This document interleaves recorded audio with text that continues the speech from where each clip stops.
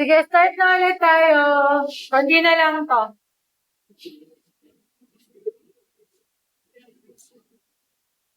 Okay, so, next discussion, or next topic on our discussion would be elements of a comprehensive financial plan. So, ano ba dapat yung financial plan na meron tayo? So, we have 4 elements. First is your foundation. Second is you secure your basic needs. Next is you build your wealth. And last is you protect your wealth. Okay, so when we say foundation, kumbaga, dito manggagaling yung ating source of income. Or this is our source of income. Ito yung foundation ng financial plan natin. So say for example, ang source of income ninyo is your salary. Or if you have passive income, if you have investments, meron kayong mga pinag-upahan. So dito yun papasok sa foundation. Next naman is securing your basic needs. So syempre tayo as individuals or pagdating sa future, kapag meron na kayong family, ang una nyong gagawin is you have to secure your basic needs.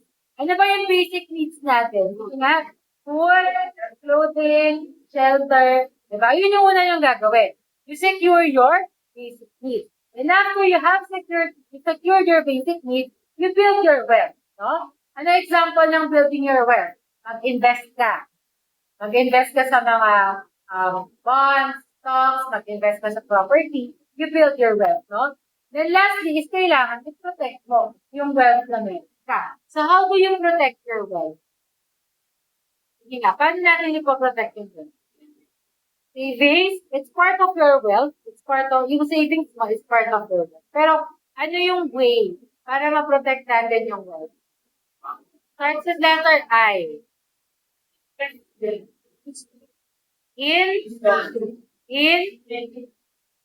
Naririnig nyo to. Pwede marami nag-offer niyan. Insurance. No? So yun, sa insurance. Promise, insurance is a way of protecting your wealth. No? Kasi marami namang forms of insurance. No? See, for example, you have a car. Kuha ka ng car insurance para in case na mabangga ka, na-accident ka, yung insurance yung may sagot. Ako, ilang beses na ako nabangga. No? Pero, totoo, 2 beses na ako nabangga. Kotse, yung sasakyan ko, 2 times na yung nabangga. Sa 2 times na yun, wala akong binayaran pagpapagawa. Kasi, I have a car insurance. So, it's a way of protecting your wealth. Ano pa? Yung mga insurance kasi, meron yung mga health insurance din. No? So, pag nagkasakit ka, na-diagnose ka with a certain illness, so, ma'am, bakit mo alam yan? Kasi ako'y dating financial advisor. Rule kayo. Dati yun, ngayon hindi na. So, bakit ko alam? Kasi nga, dati ako financial advisor. Marami ako racket dati, ngayon ginagawasan ko. So, yun. Pag nagkasakit ka, say for example, you were diagnosed with critical illness, no? Yung nagka-diagnose ka na may sakit ka sa puso. So, they will give you a certain amount galing sa insurance mo. So, hindi mo na kailangan kumuha sa savings mo, no? So, you protect your wealth. So, again, guys, yung iba minsan, hindi lang nila nakikita yung benefit ng insurance, pero hindi ko to sinasabi dahil dati akong financial advisor. Wala na akong makukuha dito. Pero, iba yung security when you have one. Parang isipin ko, babayaran mo lang. Diba? Meron talagang nakukuha.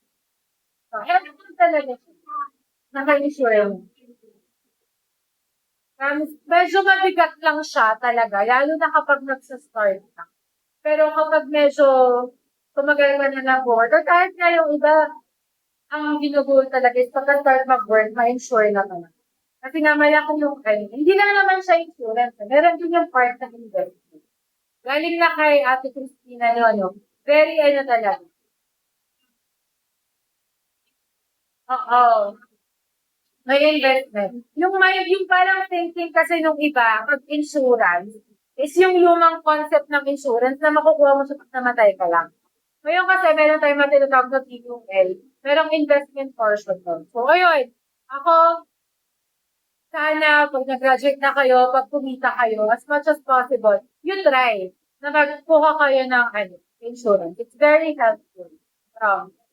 Saka yung security mo na pag nagkasakit ka, pag na-diagnose ka ng illness, meron kang nakukuha. So yeah, it's a way of protecting your income or protecting your wealth. No? So again, your 4 elements of a comprehensive financial plan. You start with the foundation. You start with your source of income. Then you secure your basic needs. Pag na-okay ka na sa basic needs mo, napaprovide mo na yung food, shelter, clothing mo. Then now, you build your wealth. You start your investment. And after you have built your wealth, you try to protect your wealth. Kasi yan, guys, hindi naman, say for example, na-accidente ka, nagkasakit ka, wala kang insurance, wala kang makukuha from the insurance company, anong tendency mo? Wala kang trabaho. Na-diagnose kasi, for example, ng cancer. Wala kang work. May mga lupain ka, nag-fail ka dun sa last. You fail to protect your wealth. Na-diagnose ka na may sakit, anong mangyayari dun sa property na in-invest? Mabebenta mo. So, sayang. Kung kaya mo naman na ma-achieve yung wealth protection, then i-achieve mo yung wealth protection. So, next topic would be decision-making strategy. So, every time you make decisions regarding your financial status or regarding your financial, ano ba dapat yung matrix natin? Ano yung iisipin natin when we are making decisions? First is you base your decisions on reasonable assumptions. Totoo naman na we cannot predict the future, no? Pero in making decisions, pwede mong i-base yung decisions mo doon sa current situation na meron ka. And pwede mo rin i-foresee yung mga possible na mangyari in the future, no? So, yung sinasabi natin, yung pag-foresee mo or pag-forecast mo ng mangyayari sa future is based on reasonable assumptions. Okay, so say for example, example niyan. Sasabihin mo, ay ma'am, gusto kong kumuha ng sasakyan pagka-graduate ko. Gusto ko talaga kumuha pag-loan ako sa banko. Kasi pag-forecast mo or pag-foresee mo ng future mo, sabi mo, ay, feeling ko naman kasi pagka-graduate ko, yung sahod ko, nasa 200,000. So, ganyan yung mindset mo. Tama ba, guys, na ganyan yung assumption mo sa pag-decide? Hindi, di ba? Kasi that assumption that you will be earning as a freshman 200,000. Medyo hindi siya reasonable, no? So, when making decisions, please be sure na you are making decisions based on reasonable assumptions. So, you try to research, ano ba yung normal na entry-level salary ng isang freshman? Then, kapag naalam mo na yung normal salary, then you make decisions based on that assumption. So, kailangan yung assumptions na nagagamitin natin when making decisions are reasonable. Ito yun, yung discuss ko. Next is you apply marginal reasoning. So, ano ba yung marginal reasoning? Marginal reasoning is an analysis that considers the increased benefit which could result from a particular decision. So, when we say marginal is equal to additional. Sabi natin marginal, hindi sabihin nun additional. When we say marginal benefit, ano ba yung additional benefit na makukuha mo? Say, for example, from getting a car. Ano ba yung mga additional benefit na makukuha mo from moving out of your home? For example, mag-work ka sa malayo. Then you are thinking kung mag-uuwian ka ba or magkukuha ka ng apartment malapit din sa work mo. No? So, you try to isama mo doon sa decision mo, ano ba yung additional benefit na makukuha mo? Say, for example, mag-work ka sa Manila. Taga-dyan ka sa San Pablo. Sabi mo, feeling ko, nakakatipid pa rin ako pag nag-uwian ako kesa mag-apartment ako. So, yun yung based on your computation mo. Pero, kailangan mo i-add yung marginal benefit na makukuha mo if mag-rent ka malapit sa work mo. Ano ba yung additional benefit na makukuha mo kung magre-rent ka dun sa trabaho mo versus mag-uwian ka Manila sa San Pablo? That hassle time, no? Bukod sa tipid, kasi yun na yung first, yung mas tipid ka kapag, yun yung unang reason mo. kung bakit ka magde-decide mag-move out. So, yung additional na i-consider mo is yung additional benefit, which is yung time.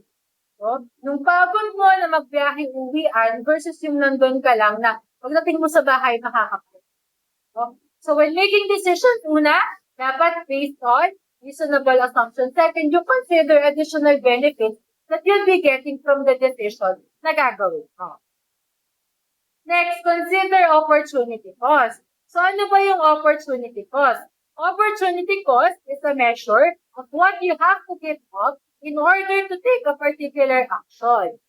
Put another way, opportunity cost is the benefits you could have received by taking an alternative action. Say, for example, 10 years na kayo into your profession. Then after 10 years, you have now two options. First is mag-work ka pa din. Second is you put up your own business. Okay? So when making a decision, hindi mo lang i-consider. Kumbaga, hindi mo lang i-consider yung kikitain. I-consider mo, ano ba yung i-give up mo kapag nag-stop ka mag-work, or ano ba yung i-give up mo kapag nag-start ka na magkaroon ng business. Kasi for example, dun sa trabaho mo, meron kang service, may car ka. Okay. Aside sa sahod na kinikita mo, consider mo when making a decision kung mag-stop ka mag-work is yung benefit na nakukuha mo dun sa car na binigay sa'yo ni company. Okay, so that is opportunity cost. You consider the things na kailangan mong give up for the decision that you will be taking. So that is the opportunity cost. When the opportunity cost, meron kang kailangan i-give up. And that cost should be considered kapag nag-decide ka. Usually, yung mga opportunity cost natin, they are intangible. When we say intangible, hindi natin sila nakikita.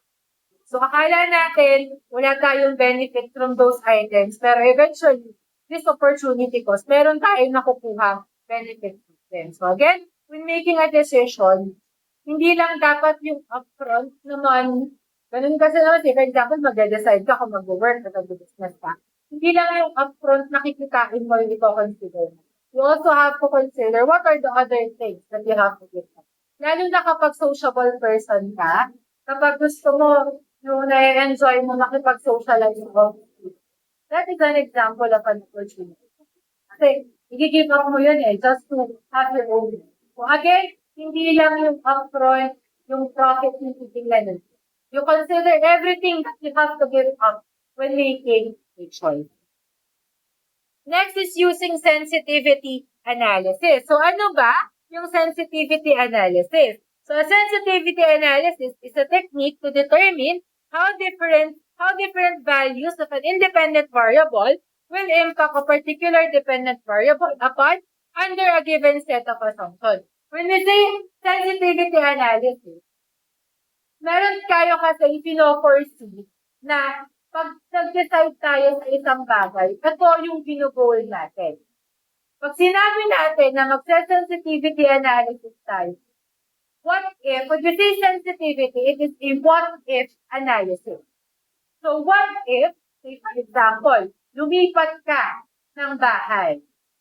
So nag-decide ka to move out of your family home, lilipat ka ng sarili mong bahay. Okay, ayun yung and then kumikita kasi, for example, sabi mo ay, for example, ang income mo, meron kang variable. So, bukod sa sinasahod mo, for example, meron kang commission-based na income. So, yun yung scenario natin. Lumipat ka, kasi based dun sa current mo na financial status, meron kang fixed na salary, meron kang commission. So, yun yung base case mo, or yun yung ideal scenario mo. Na kaya ka lilipat is because meron ka namang two sources of income. Ano yung sinasabi natin na use sensitivity analysis? Use what-if analysis. What if mawala yung variable mo or yung commission mo? So, isipin mo, mag-compute ka, what if mawala to? Kakayanin mo. Okay, so yun yung sensitivity analysis. Kumbaga, what if? Kaya ka ba? Pag nawala yung isang source of income, kaya mo pa bang i-sustain yung decision na gagawin mo, no? So, yun yung sensitivity analysis. Again, sensitivity analysis is a what-if analysis. Okay? Last topic would be career path. So, ito na. Ano ba yung mga aspects ng career natin na makaka-apekto sa financial planning natin? So, when you start planning your career, you have to do these 4 things. First is kailangan yung i-identify ano ba yung interest, ano ba yung skill, ano ba yung needs, and ano ba yung values nyo. Kasi di ba yung course nyo naman, marami kayong pwedeng field na puntahan, if I'm not mistaken, no? Pwedeng software developer, iba-iba.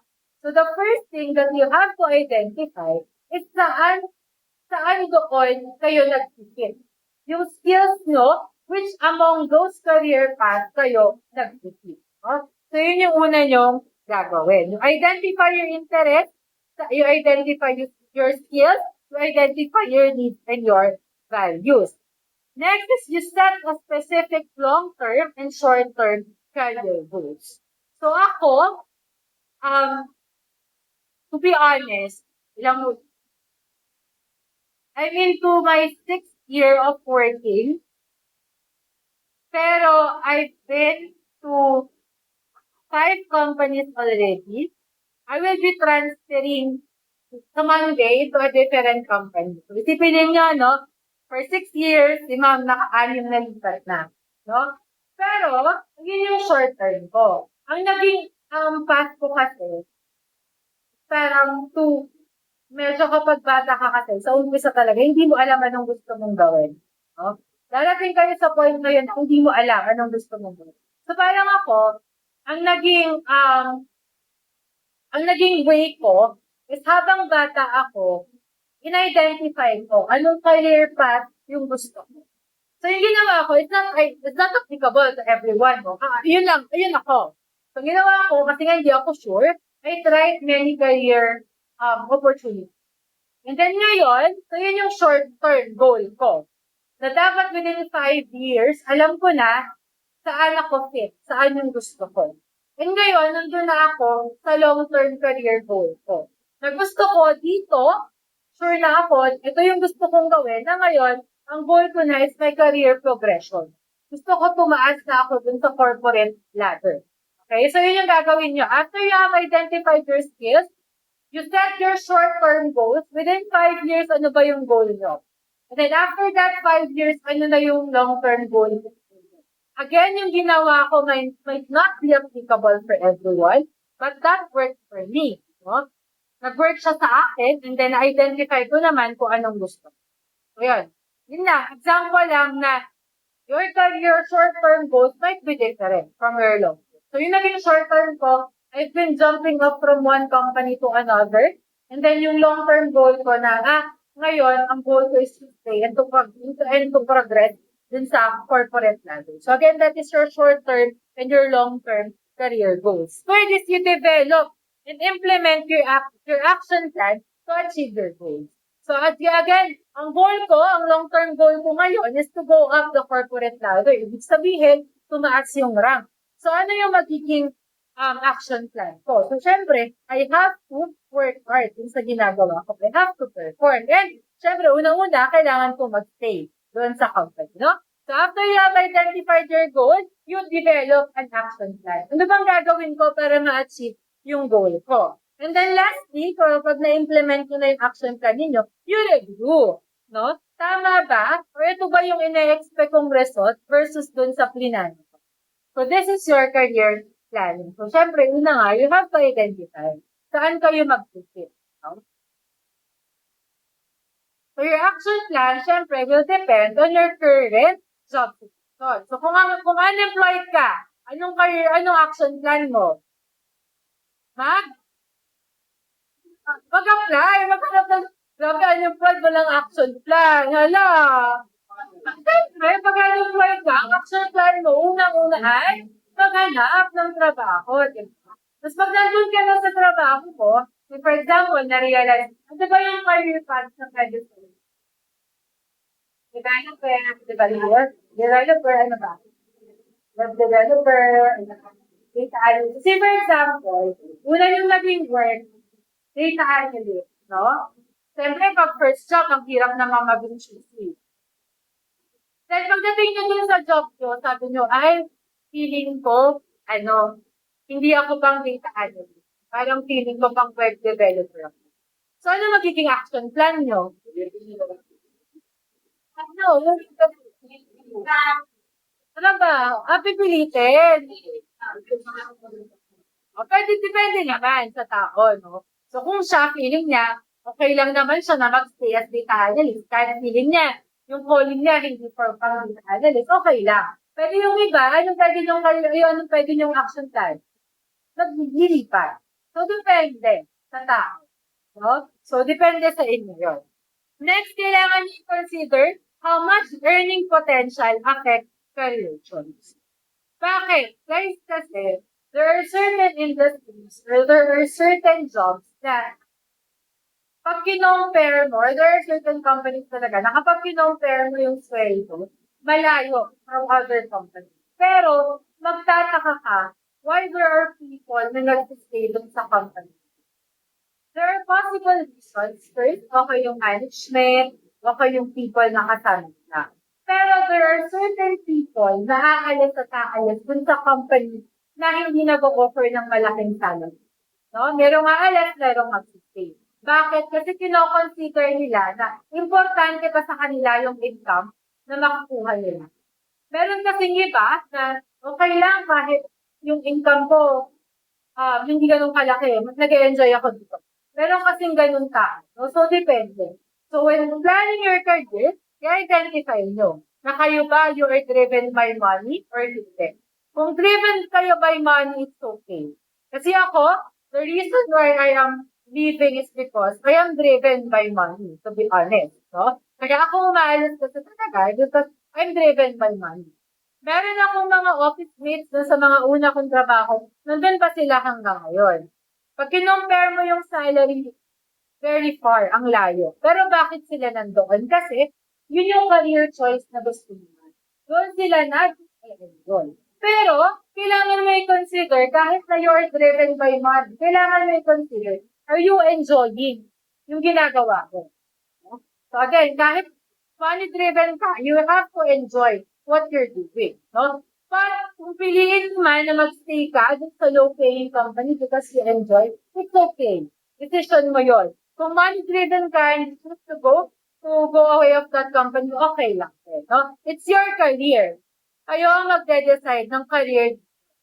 No? So kung magkakaiba kayo ng decision, it's totally okay. So after you identify kung how much does your earning potential affect your career choice, sinasabi ko sa inyo, what are your natural talent? Saan ka ba magaling? No, kung sa tingin mo hindi ka talaga nag-excel bilang data analyst, lipat ka. Kung sa tingin mo mas magaling ka bilang web developer, yun trans. You identify saan ka magaling. Kasi for sure, kung saan ka magaling, most probably, doon ka mag-excel.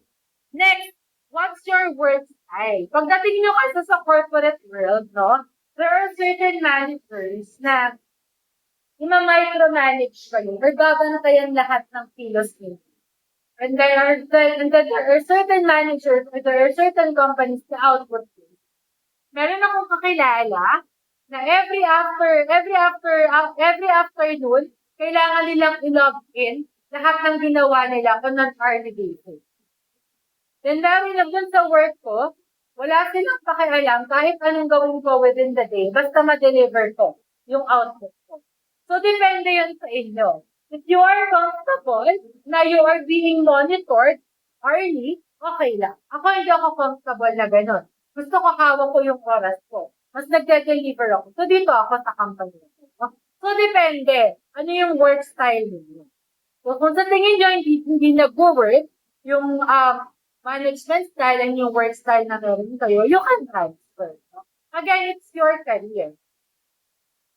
Lastly, do you enjoy social, hindi pa pala last, do you enjoy social interaction? So ngayon, after the pandemic, because of the onset of the pandemic, nauso na yung work from home. No? There are a lot of companies na nag-offer ng work from home, pero minsan kasi yung work from home, it really affects our mental health. Ang hirap kapag work from home ka, to be honest, wala kang kausap sa trabaho mo, wala kang ma-share. Kasi yung mga kasama mo sa bahay, they would not understand the things that you do. No? Sasabihin nila, bakit na pagod ka? Hindi nila alam yung pinagdadaanan mo compared dun sa may nakakausap ka ng office mate mo. Because you do the same thing, no? So if you enjoy social interaction, edi dun ka sa nag-office. If hindi, edi dun ka sa work from home, no? Again, you identify, you assess yourself. Kung saan sa tingin mo, mas nag-fit yung personality mo. Lastly, na kailangan nyo i-consider na how much money do you want to make? No? If money is the reward you seek, there are careers to match there are careers na magmamatch no money na gusto mo gawin. Kasi for example, ako, kung wala akong other work than teaching, I will not make money. No? Kasi maliit lang talaga yung sinisendo sa pagtuturo. No? So, alam ko na I want to make this much money. So, kahit gusto kong magturo lagi, hindi ko siya magawa. Kasi I know na yung gusto ko, hindi ko makukuha. No? So, kailangan kong i-match yung money na gusto kong ma-earn dun sa career na iti-take ko. No? So, yun yung mga factors na kailangan nyo i-consider when making your career choices. So, yun nga. Lahat na, kanya-kanya tayo ng career, kanya-kanya tayo ng career path. What worked for me might not work for you. But then again, iba-iba tayo eh. Ako to, kaya yan. So, when making decisions regarding your career, yun yung lagi nyo i-consider. You consider saan mas mag-work sa inyo. There are times kasi talaga na minsan, we will make bad career decisions. And it's okay. No? Lagi tayo magkakamali, we will make mistakes in every decision na gagawin natin. And it's okay. Ang importante naman is, how will you recover from the mistake na ginawa? Yun naman yung important. Question. Wala po.